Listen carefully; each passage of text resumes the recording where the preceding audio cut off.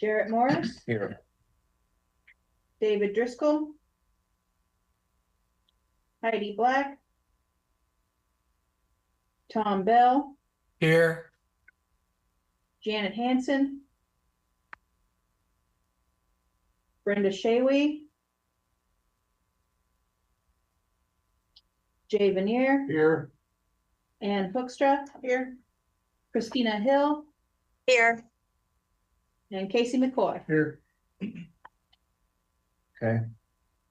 Thank you. Do we have anybody from the public that would like to introduce themselves or make a comment? Richard Humphrey, just happy to be here and learn more.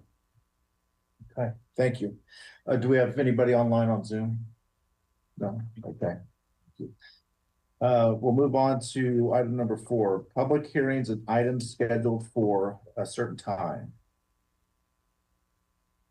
Yeah, so this coming Monday, August 11th, at the city commission meeting, we do have 2026 budget and comprehensive fees going up for approval. Okay. So if you want to be there, you're welcome to join. And that is what day and what time? It's August 11th. What time? Sorry, it's at 4 p.m. 4 p.m. Thank you. Okay, let's move on to the meeting minutes from the previous meeting. Do we so everybody's got them via email. So does anybody have any questions or comments about the meetings that you received via email? Okay, hearing none, I'll accept a motion to approve the minutes. I'll second. Got a motion and a second. Any discussion on that? If not, all in favor say aye. Aye. Right, that's fast. Opposed, same sign. Okay, looks like the meetings have been approved unanimously. Let's see, I see it says committee votes. That vote on the minutes there, right? Yes. Okay, thank you. Administration review the solid waste management annual report. So I reviewed the 2024 annual report that goes to commission, and basically what it is a list of some accomplishments from this year so far. So I will share with you what things that I came up with, and if you guys have anything else to add to it, I would love for your input. So we held a workshop meeting in April discussing diversion strategies and kind of the diversion rate formula that would give us the most accurate example where Saline was at. We had members of the Solid Waste Management Committee and city staff attend the CORE recycling conference, which we gained insight into educating the community for improved recycling efforts. We visited, so as the committee liaison and staff and Phil Black, we visited the Abilene Recycling Center to learn about best practices of local community recycling efforts. The committee has received several, or at least a couple of third-class city candidates with mayor references. So that's for these hard to fill vacancies that we've had. And then that is what I have so far. And then we will be obviously doing the annual review later on in December. Is there anything else that you guys want to add or accomplishment? I can't think of one for accomplishment. Can anybody else? I do have a question. I know for a while we've been talking about the third class cities. Do we do an outreach to people in those areas, or do they have a way to hear about? Yes. So our city clerk will reach out to those cities and ask for candidates to be given, which is how we got these, but they're still quite hard to fill. We've got a couple of good candidates now. So. Okay. And so if these couple candidates work out, there's still spots available? We have an agenda item to discuss the structure of the committee after. later on. Okay, does anybody else have anything for Tiffany on that? I don't know if this falls under the umbrella of this, but Brent and I have been working on something yeah. with USD 305. And so I don't know if this is a good time for that or if that's for later. But I can discuss it. That would be great, yeah. So we have, just put in for a grant for a field trip, for April of next year, for Houston third graders, to take a trip to the, landfill, the STRC, the HHW, and then, the river, focusing on sustainability and, what happens to trash and recyclables, that sort of thing. It's like a 3-hour field trip in the morning. its And name, then, its sorry. name is Diversion Day. So Diversion, really yeah. learn what does diversion mean and why is it important? it'll also incorporate an in-class, presentation with, what do you phrase it as, like a? It's an edible landfill. Yeah. What? An edible landfill. So before the kids get out to see the landfill, to give them some basis of understanding what they're seeing, we're going to create a landfill that they can eat. So using like fruit roll for the liner and putting in crackers for the trash itself and other things, but we've done the research to make sure that it's going to be okay for kids who have dairy issues and wheat issues and all the issues that there will be say, if you have a problem with this, you can't eat this part. But I've been trying really hard to find things that would work. But that way, when the kids get out there, it's more of a review and it's not the first time they've experienced it.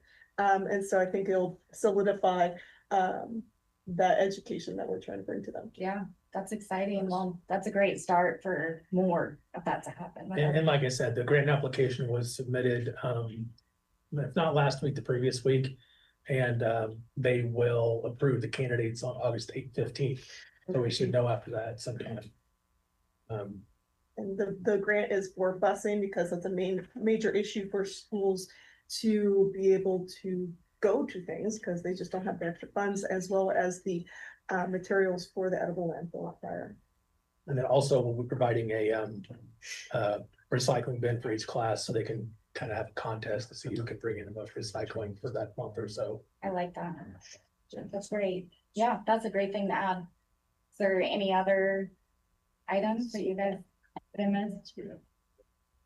I'd like to kind of connect back to what our diversion rate is and how we can make a conscious effort to increase it. And I wondered, in looking at the study done by SCS engineers, they list a number of things, strategies actually, there are 8. And I wonder if we could include in this plan so that it becomes part of the actual plan, some sort of a decision that we're going to actively look at strategies to increase our diversion rate. So they, like I say, they have a number of things, but I just, for example, and I haven't been convinced otherwise, if we just include what the city's doing to divert from the landfill, as far as I can tell, based on the numbers from SCS engineers, we're around 1%. I know all metal takes stuff out of the environment, but if all metal went under, then, we'd have that. And they said, I've gone over there and talked to the lady that runs it there, that they're doing about, I think I sent it to you, Tiffany, I think it was 15 million pounds a year. And if you added that in, we'd go up to 7 or 8%. But what I worry about is that our collection center, Sean, if we increased it by 10 times, went clear up to a diversion rate of 10%, could that even be done logistically at the collection center, drive-through collection? I think we'd have cars backed up on the street. We would need Yes. a longer driveway. It would just require more staff because all we're doing is unloading cars and putting it in trucks. So we would just need to staff up with more trucks and a longer driveway. And one of the things I had played around with the idea, and I'm no expert, so I understand that, But looking at the process of pulling things out of a car, sorting a few things, putting it into the truck, the rear loader, how hard would it be to take a rear loader and go curbside and do roughly the same thing? Whereas before we had the truck with all those different containers. I'm just wondering if that would be even feasible. And part of this is being driven by, I'm on the NAACP Environment and Climate Justice Committee. We just did a survey and they're real concerned about people in the economic class who either don't have a car or don't have the means, the time or whatever to get it to the recycling center, but they want to participate. And so I'm just thinking out of the box, what would work? So I'm not suggesting any of these things specifically, and especially in terms of our annual report, but just that we make a conscious decision in the report that we are going to try to find a strategy or two or three or four by this time next year so that we have something to gauge our success. The curb subscription curb sort system you talked about, the last few years, we went to a rear load truck. So we were just emptying into a rear load. And there was 800 customers and it was roughly costing the city, I want to say it's on here somewhere, like $19. That sound right? Yeah, that's what she said. It was like $19 a month per customer to service 800 customers. The more customers you have, the less it'll cost until you hit that threshold where you need a second truck and second driver. But I don't know if that helps kind of give you an idea of if we're servicing 50 customers, it'll be more than $20 a month per customer, just based off what we know from our last model. So that assumes that we're not giving a break to recycling and charging more for trash, right? Or not? Correct. If you're just asking if we could run a truck to homes to collect recyclables, there was $20 roughly a month per customer when we had 800 customers. Okay. So I don't have the answers, but these are just things that we've kind of bandied these things around. And now that we have a report from SCS, I'd personally like to see this included in our waste reduction strategies in the annual report that says we're looking at several different strategies and we hope to have 3 or 4 by a year from now, something like that. I'm trying to keep it general enough so that it doesn't pin us down. But we do have goals for this year already that were done at the end of last year. And then during the December meetings, there will be one of the topics will be goal setting. Okay. So But Right now, we're talking about what's been accomplished. yeah. Okay. Yeah. So just to finalize, like at the end of it, then we will goal plan at the December meeting. So if whoever wants to try to come up with some ideas to bring to that meeting, that will be a discussion topic. I think part of the problem, and this speaks to citizens advisory boards in general, we can have all sorts of ideas, but we're not the experts on it. And maybe some are, I'm not. So I come up with this idea of the curbside thing and we see what the realities of that are. So that's the difficulty for us, I think, is being in that position where we don't have the expertise to make specific suggestions, if that makes any sense. I think you could use an outreach model. I think you could use an outreach model, like take the rear load truck to like, I'm gonna just throw it out like some mall. Like on a Friday afternoon, you wanna bring your recyclables, if that's easier for you to get to in the mall, you know? But you'd have to define those hub centers where people, you know, if getting to North Santa Fe is too hard, what would be easier? What would be a good hub center? And I'm actually stealing that from Salina Family Healthcare. They do outreach by parking their bus, you know, in a parking lot for a couple of hours. And that way they're in the neighborhood. And if your child needs healthcare, that day, you can walk there and that kind of thing. Although you're never gonna be able to entirely walk to a recycling place. You're gonna, it's just gonna have to be closer to you. Well, thank you. Does anybody else have, to wrap that up? Anything else that needs to go into the accomplishments? Yeah, I'm sorry. I wanted to just follow up real quickly, Jared. I apologize. So would it be better for us to come to the staff as a committee and say, we would like to see strategies to increase our diversion rate from 1% to 2%, something like that? Would that make more sense? Because you guys know how to do it. We don't. Yeah, I mean, we have done studies, so we did plan on going curbside, 2020, 2019. 18, 19. Anyway, and put a lot of money and effort into the data on that. And we were gonna go through with it, and then from what I understand, the cost of recycling was really volatile. And we would have went under. I mean, it just wouldn't have been successful without a large cost to citizens. More than what we already have for services that we have. So there was a lot of thought and A lot of effort resources into it. And it was just not feasible at the time. So if we it's gave, that they're ahead.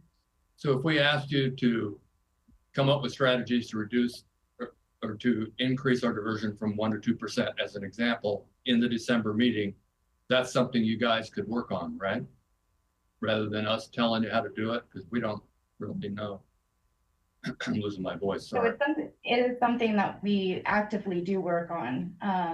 But it's something that we strive for, all the time. We're looking at our numbers, looking at data and trying to increase, the SCRC has been doing a lot of programs to try to get people interested in recycling. So they've been doing the zoo passes for kids that bring in the most recycling. And so there are efforts, and we are trying to go higher with our diversion rate. I think the diversion rate the numbers that you're going off of right now are inaccurate, because a lot of it is the businesses. That's really where you're gonna see the large impact made, rather than Well, this. I got the numbers from SCS, and we can't control businesses. We can try to influence them. I'm just wondering, within the city, what can we do to increase the diversion rate? And the idea of going for a specific percentage increase is what you get when you're doing assessment or you're doing grants or any of those kinds of things. You have to show a specific measure of improvement. That's what I'm asking for. So, but we're at 4:48 and I've been taking up a lot of time, so I apologize. We'll take it up in December if that's all right. Yeah, I think we'll make sure it's on the agenda for them. Jared, could I Yes. interject one thing? Yes, sir. Tiffany, I can't see you, but part of, and I thought it was part of this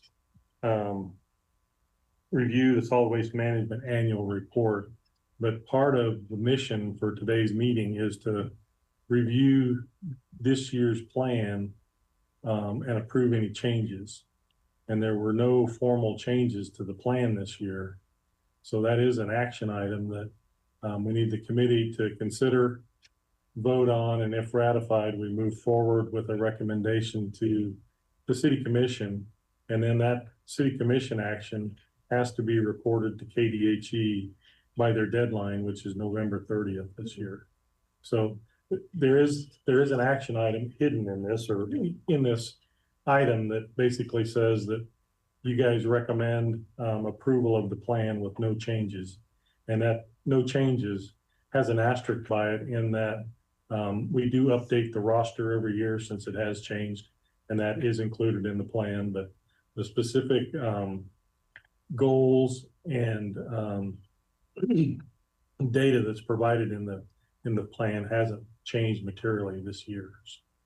You understand that too, Tiffany? Yeah. Okay. So that's the request, is that you consider that. Now, the one change that I think may apply, and I didn't bring the January meeting minutes with me, but there was a specific change to the goal, if you guys recall, that mentioned increasing our diversion of plastic. You remember that, Phil? I don't. I'm sorry, I don't remember Don't have the anything these January days. meeting minutes with me, but there was a slight change to the goals that I think would qualify as a minor change to the plan, so. And then, because we talked about it in December, and then I think in January, you guys talked about it again and approved that or recommended it. We're at the end of the year now, and if you want that to be an official part of the plan, you have to adopt it, so. Okay, so we, earlier in the year, we talked about increasing the diversion of plastic, but we didn't. There's no Make it specific a- goal like Phil talked about. Okay. And so at this time, if we want to change it and add a goal like that, we could, or we need to do that in December. I think you need to do that in December. This meeting was to adopt changes made throughout the year, so. Okay. But I think, you're spot on that any specific goal, and I think Bill has a good point. If you wanna measure movement towards a goal, you have to set something specific. Yeah. We have a lot of things that we're trying to do, but you need to measure it to see if you're accomplishing anything. But, I have the meeting minutes from that December 12th, if you want any of. well, it was the December meeting or January where I think you actually voted for it. January or early February. It was early February. Okay. Do you have the wording on that, Ann? Okay.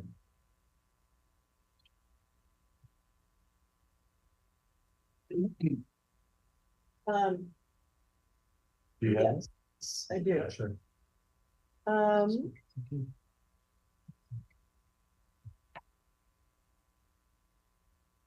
We probably should really have one folder. Is that the meeting minutes? We're looking here. Yeah. Okay, so, under action item 1, there was identify and recommend topics for public education, community outreach to reduce the amount of waste in Salina and Sling County. Focus areas for 2024, plastic education, river channel project, and waste pyramid. Give me a second, let me read on through here. Yeah. You see, This is our December. yeah, what meeting is that? Is. Yeah, the agenda for the February 13th, 2025 meeting. Was the approve and the annual goal as discussed at the last meeting. And the one that was different from last year is you guys added one, identify and recommend topics for public education, communication outreach to reduce the amount of waste in Salina, Saline County for focus areas for 2024, including plastics education, river channel project, and the waste pyramid. So the question is do you want that officially adopted in the plan? So moved. Is that what you need? Yeah, because I mean, I think we already did this framework, right? We just need to. Yeah, you recommended it, but if you want it as part of the plan, you have to vote on it and approve And we it. did not do that. Well, Okay, well, Janet has made a motion that we adopt the plan to identify the recommended topics for public education, community outreach to reduce the amount of waste in Salina and Sling County in focus area 2024 for plastic education, river channel project, and waste pyramid. So just to be clear, she's making a motion to approve the plan with the amendment of that particular thing that you just read from January. Is that correct? That's Yes. what I was thinking. Yeah. Yeah. Well, I'll second it. Yeah, okay, it's been moved to second. Do we have more discussion on it? mine was, you had read from this one and the one up there had river collaborations. So that was a thing that I hope that we would say instead of river channel project, because we want to talk about the Friends of the River collaborating with you guys. And so that's what we've been working on. And then there is, the component of what is the measuring, how do we measure that progress? And that's not part of this, and that's what we would want to include, is that correct? I think that's what we're looking for, the way, or I think that's what Phil is really saying too, is asking the question how to measure the progress on it. Do we have to submit or to bring up something that we think, or just recommend that there should be some measurement? I'll just kind of back up a little bit. Today's meeting is to approve changes that you've already talked about this year, which this is it. Okay, And then the specific measurements that I think Bill has, which are a good idea, should be part of December's discussion so that you discuss it in January and then you incorporate it in next year's plan. Okay, Because yeah, you can't really add new goals at this point because we didn't advertise to the citizens that it would be discussed tonight. okay. Does that make sense? It's not on the agenda, so. so the motion that is before us now, I believe, has to do with just adopting what we've already discussed earlier in this year. Right. And so, The approving the plan with the one change to the goal Yeah. would be, and that way, it can be formal action that we can take to the commission for their approval. If they approve it, then it gets sent into KDH. They always have, we try to schedule it early in case they kick it back to you and want it reworded or want to add something. Yeah. They can get you to confer in it before the deadline, which is November 30th. So. okay, good. Thank you. So, we have the motion and a second. We're ready to vote on it. Assuming there's no more discussion. All in favor, say aye. Aye. Aye. Opposed. I'm sorry. Aye, and opposed, nay. Motion carries. All right, thank you. Thank you for helping us through that. The next item is an update for e-waste collection. Yeah, so over the past year, I've been working on doing a year-round e-waste collection as opposed to doing a yearly annual event. I have gotten down to where I've presented my first draft to the presentation. And was told where I needed to make some adjustments to it. Essentially, when I have the presentation, I give it to a committee of people that were on our Greenbelt committee. Once everybody has their say and says, this sounds good, then I'll take it to the Greenbelt approval team. These are all people that have passed and gotten their Greenbelt certification and they've had projects done. Once they approve it, then it can go up for city commission approval. Our instructor, Scott, feels strongly that this has a good chance of being approved. So I'm excited about that, but it's been a long process and I'm ready to actually get the work done. So, Okay. But yeah, so any questions about that or? Do you anticipate that maybe if everything gets approved, it would start in 2026 or beyond that? That's my hope, but I don't have any way to know until I get this whole process done. My goal is to try and get it started that same week we would normally do the annual event. So people already kind of looking out for it will say, hey, well, they've changed. So, but that's tentative at this point, so. Is your plan so granular that you have to say, and we would collect it in this place? I mean, do you have a collection? I have specifics, but yeah, I don't want to no, discuss them I mean, without, because that's gonna be yeah, consideration, yeah. especially if people start putting in TVs and things like that. Yeah, no, we have some specifics laid out. We're Yeah. at that, so. And the process that Brent is describing, he was part of a team that was selected for a class this year of continuous process improvement. And the city has a certified instructor that combines elements from the Lean and Six Sigma to come up with a program of training for continuous process improvement. And once you have a project and have been through all the training, Brent's passed the test on a binder full of information, that he gets a green belt. And that's what they call, achieving that goal, that he's taken the class, he's passed the test, and he's presented research in a project that hasn't been accepted yet, but it's part of the city's continuous process improvement that they offer to employees. And that was my question about what was a green belt. Oh, yeah, sorry. It's one of those things where I didn't know either, and then it's become so ingrained that No problem. they Thank just, you. I don't think about it, so. Okay, any other questions for Brent? Let's move on to landfill, the landfill scale house project status update schedule. Yeah, so we've been working with SES, over the last few months. Gained a little bit of headway, not a whole lot. They kind of got a general layout of what the scale house will look like.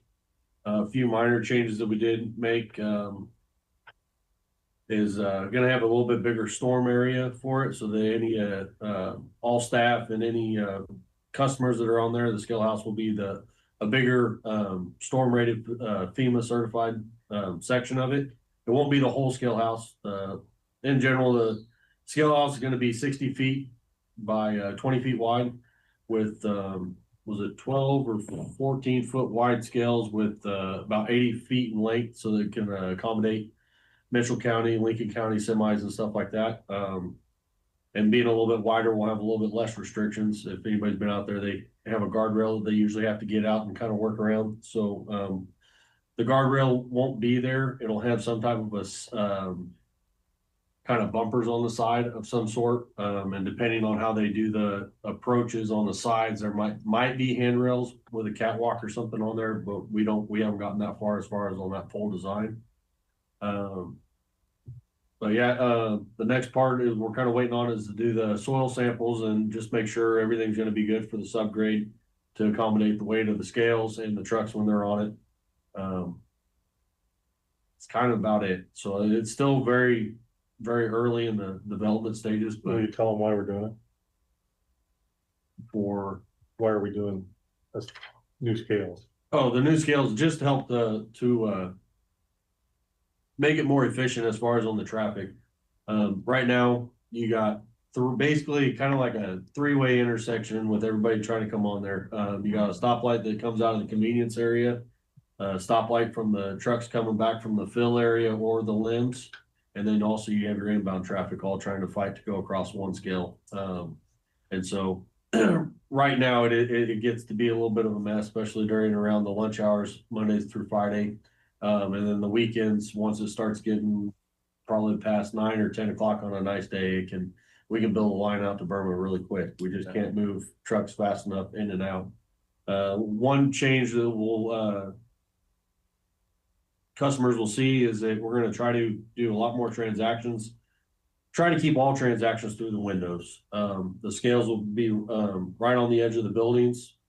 We have looked at providing some awning because due to the scales and depending on how they do it, there'll have to be a little bit of a buffer, but in case they have to get out during inclement weather, they will have some type of an awning. Hopefully, we just have to make sure that it's not going to interfere with semi mirrors and stuff like that. So it might not be much, but we have looked into considering at least some type of an overhang to try to get out of the weather. But hopefully it should. And then our other approach is to try to get additional staff in there so that we can keep the flow going consistently. We go to the 2 scales. Ideally, we'd like to have 2 attendants, 1 for each side, 1 for inbound, 1 for outbound. And then also too, we'll get rid of like kind of the convenience area, the way we'll turn them. We haven't finished the drawings on it, but they'll try to get them into the regular outbound traffic line. So there's not like they're not getting tied into sitting at an additional third light. We'll just have just the outbound and an inbound, but obviously they'll have to cross traffic at some point. So that'll be just kind of the biggest, but that's where we've looked at trying to change that exit road out further so they can get turned around and get into the outbound traffic a lot easier, not have to fight so much. So. Having 2 scales and separating the traffic and making it so it's not a 3-way stop will improve how fast people can get in and out. And that's a problem right now because of we've got lines out to the road several times a day now. Sometimes that's a nightmare, especially for people who are unsure of how to navigate that and clog things up a little bit more. Yeah, the scale is like 25 years old. It's been fixed a couple times. And instead of fixing the old scale, we're gonna keep it in service, kind of offset the new one, have a new building that is set up with 2 new scales, and it'll last them hopefully a really long time. So. Excellent. So this is kind of an ignorant question, but it's one I'm curious about. If they come in and get weighed on one scale, do they have to go out and be weighed on that scale, or are they going the to other be scale considered? They'll get weighed on the other scale. That they're going to be considered Yep, be considered calibrated, yes. Yeah, we are required to have our scales calibrated every year. That's a regular standard that is required. And as the other thing is, all those scales, they can be zeroed out in case there's every now and then they will get thrown off a little bit, but it doesn't take much more than just pressing a button that zeroes it back out to before. We just got to make sure a vehicle's not on it when they zero it out. So. Excellent. Any other questions? Okay, we'll move on to item 6.4, sanitation and landfill 2026 budget and comprehensive fees.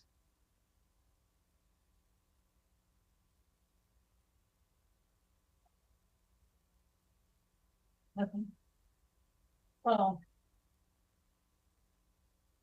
You can pull it out on the computer.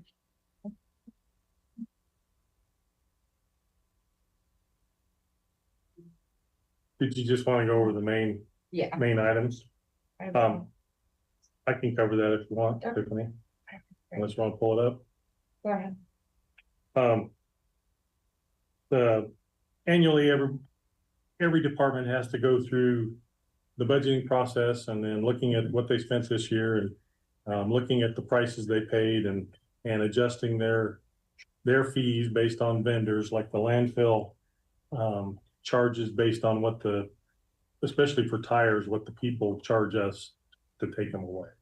The two big changes for this year, the landfill, the minimum fee is going up 4%. It's just like a quarter ton. So it goes from $12 to $12.50 is the minimum fee. The tipping fee for a full ton is going from $48 to $50 a ton. So that's a 4% increase, which typically, 3 to 4% is what we try to keep the rate adjustments just to cover for inflation. Now, if there's a change in business or there's something that needs to be paid for, they'll exceed that.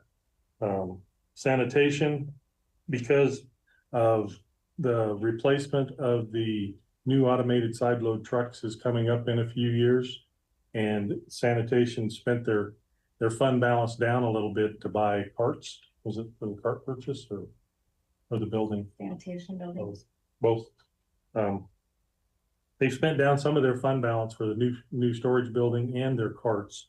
And they're trying to build that back up so that we don't have to bond the trucks in 3 years when we buy 7 new ones or 8 new ones, 7 new ones. So their fees are going up from $19.75 for standard residential pickup to $21.25.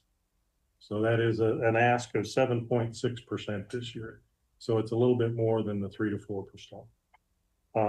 It looks bad as far as a big percentage, but it is to encourage people to not waste so much. The second cart fee is going from $3 to $4. So that's a 25% increase. We went from 2 to 3 last year, and as we were encouraged by the city commission, going from $3 to $4 this year. So it's a 25% increase. May or may not deter anybody from getting a second or third cart, but that's the reason it's a higher percentage because it's such a small dollar value.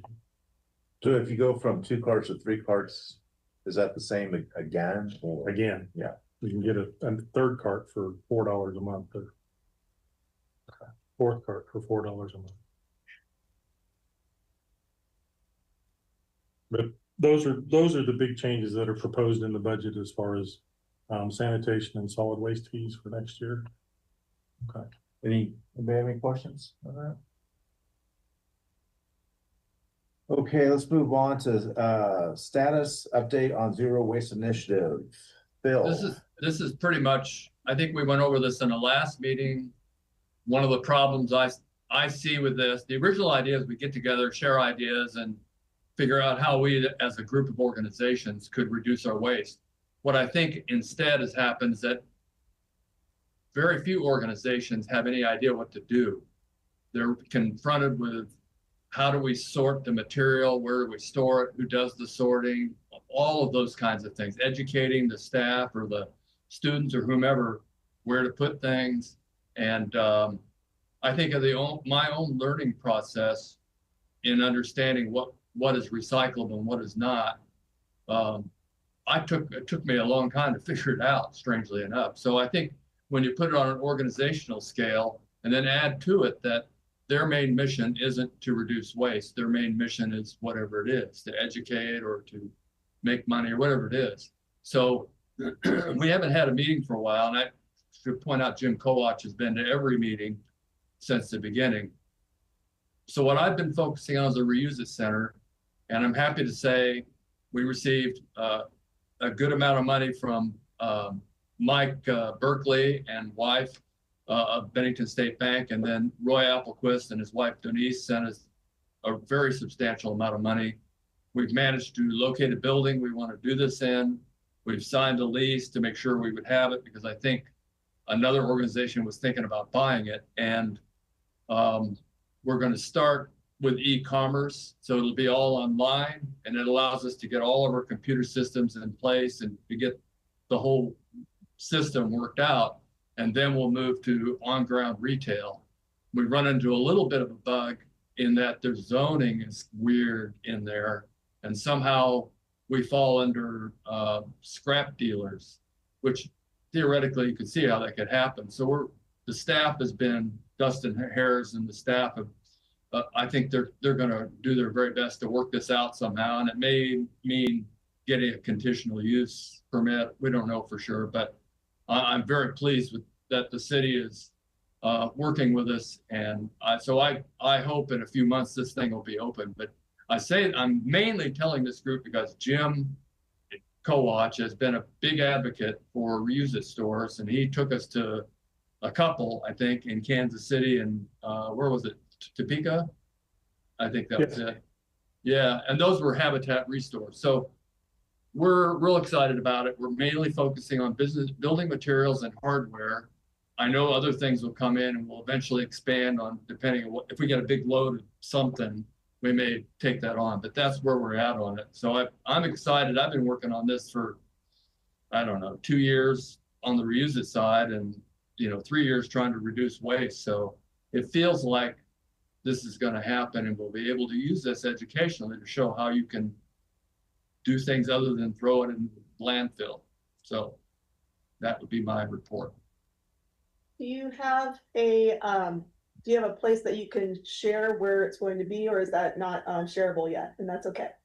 We've signed a lease for 549 North Ohio, and it's when you get to North Street, you go, there's a building on the left is Stanton Electric, I think, and then the next building is ours. Then the next building is a storage unit, and Triplet has really given us a really reasonable rate, significant reasonable rate on this.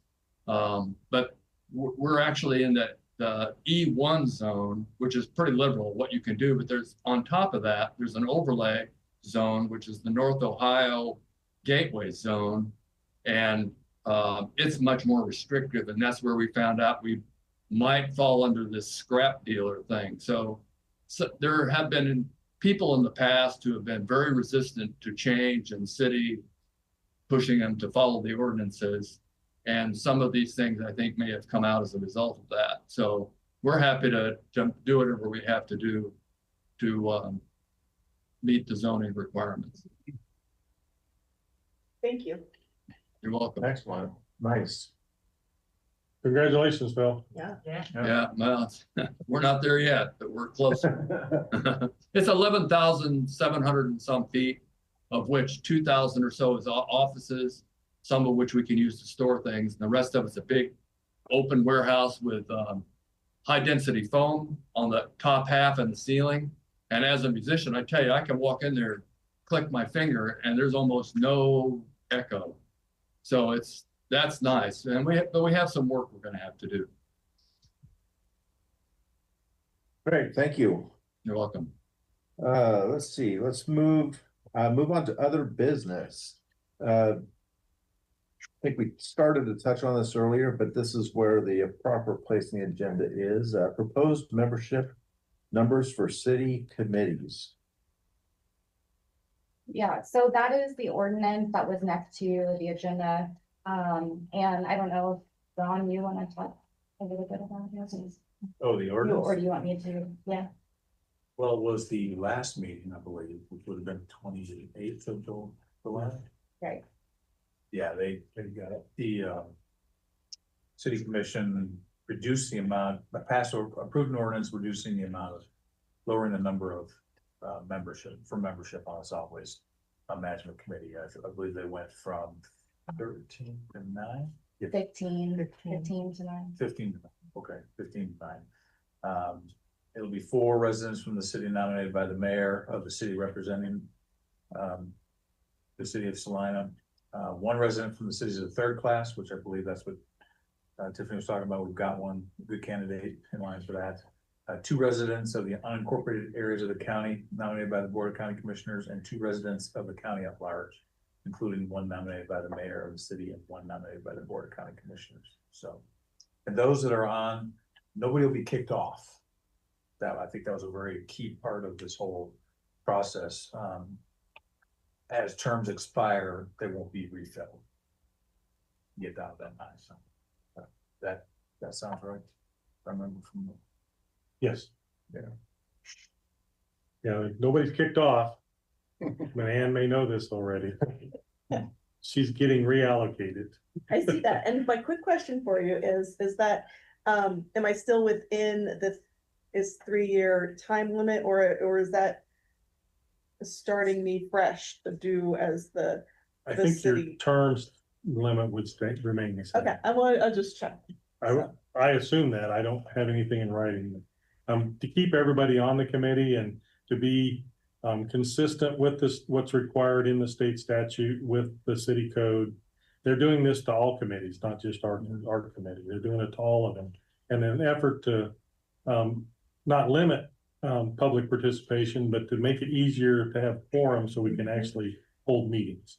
And we've had, you guys know that we're really tickled right now because this is as full as this committee's been in a long time, with really good membership.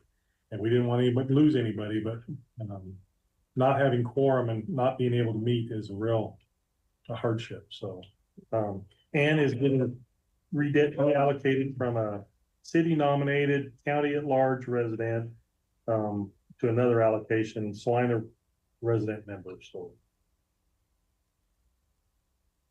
Okay. But the membership doesn't change, and I really want to express my appreciation for this many people being here tonight. That's still awesome.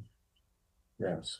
I do want to add that I attended that first, I think it was the study session, and I may have appeared frustrated. My feeling was that the committees and their membership should have been polled to find out why they think people are not attending the meetings, as opposed to simply reducing. And obviously that idea didn't carry through, but I just wanted to let you know that from my viewpoint, the committees, if the committees are active and participatory and you have good partnership and we're doing all the things that the spirit of the committee is doing, that we might have better attendance. And so I handed out an article that talks about the ladder of citizen participation, which starts at basic manipulation all the way to the top where it's partnerships. And that we could be, I felt like this committee is somewhere in there, higher up, because everybody does participate. But I think from my own experience on other committees, there needed to be some discussion with the members rather than simply doing it without the members being involved. And that action itself, I felt, symbolizes the problems for the Citizens Advisory Board. So with that said, we're done. Everything's okay. Okay, thank you. Let's see, additional comments from the committee? Anybody? I do have one thing. I believe it was the last meeting that I failed to show up, and I apologize to everybody about that. I knew the meeting was coming and I knew what day the meeting was. I just completely forgot what day it actually was. I mean, the day that I was living in, I forgot. So I happened to run into Phil, I think that next evening at Dillon's, and he reminded me that I was not there. So, and then because I missed that, something I should have done at the beginning of the meeting, maybe, Casey, I think this is the first time we're meeting. Yeah. Is this your first meeting? No, I think it's my third. Third meeting, okay. Anyways, Nice to meet you. nice to meet you. That has escaped me because it's been a while, but, anyways, nice to meet you more. That's a great point, Jared, because I would like to make sure we introduce Ron Marsh. Do Ron next. He is the new Public Works Director, and we'll be working with Tiffany in the future on this committee. Okay. On a Well, it's nice regular to meet you, Ron. basis. Great to meet you guys. Yeah. Glad to be here. I'll put that one. Okay, wonderful. Anybody else for the greater good? Just really excited about doing the thing with Brent and that it's coming together and the teachers are excited about it and, And what was the date for that? April something or other. 23rd. Eat a landfill day? You're gonna eat a landfill day? But before that, we'll have, eat edible landfills, yeah. But maybe we should sample that too sometime. We can make one here if we really want it. So, with that, if there's nothing else, I'll entertain a motion to adjourn the meeting. I so move. I Second. second. All right, we have a motion and a second. All approved, say aye. Aye. All opposed, nay. With that, the meeting is adjourned. Thank you, everyone.